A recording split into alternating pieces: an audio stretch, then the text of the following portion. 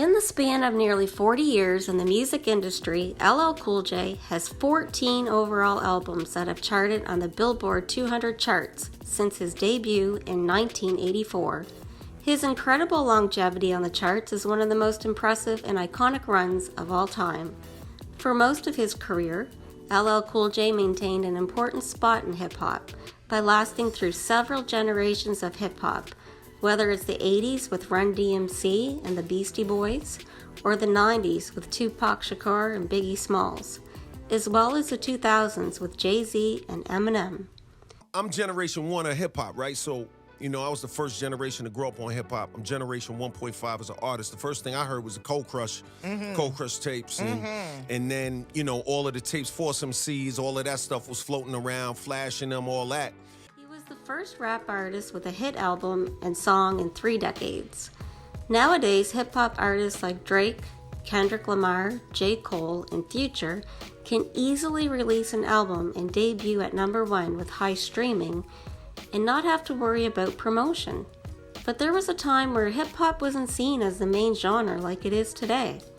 Today, hip-hop is the #1 genre in music, and most of its success stems from the younger generation, who often rebel. You have to remember, when I first started, there was no industry. They didn't even play rap music in the daytime. Crazy. On the radio, all right? You got 1 hour on the weekend, maybe. So I've seen it go from 1 hour on the weekend to something since you've been born is just like the normal thing of just all day long, right? Right. This culture still being around, because when we look at the Beatles, they don't have to have a record on the charts to be viable. When you look at the Stones, they don't need a record on the charts to be viable. If we put ourselves in a position where our artists are only viable if they have a record on the charts, we're setting ourselves up for failure. Hip-hop culture is a very young genre, first of all. So it's only going on 50 years old, right? I mean, 50 is old until somebody dies at 50. Then you say, damn, that's young, right? So people are just used to people coming and going and coming and going, and then we started, there's so many metaphors in our poetry, and we're so close to sports culture that we started comparing ourselves to athletes, and it's a completely different discipline. This is art. It's said by many critics that hip-hop in the 1980s was the new, quote, punk, which at the time was often frowned upon during the Gen X generation.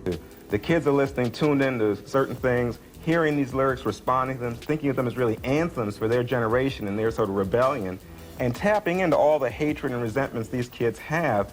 And that's the way the music industry today seems to be feeding off of it, making money off of those instincts, rather than, if you think back to the 60s, the instincts about peace, love, and live together. During the 1980s of the MTV era, hip-hop saw a rise in album sales, and with that, LL Cool J would be the first major solo rap star to be played on MTV. Rap music is on MTV a lot. That's important, and I respect the show. That's basically it, you know what I mean? It's an incredible breakthrough, A lot of the audience out there is getting to see rap videos. They would have never saw a rap video unless it really crossed over and got onto mainstream MTV. So this is a good outlet for the people out there to see rap, and I think that's incredible.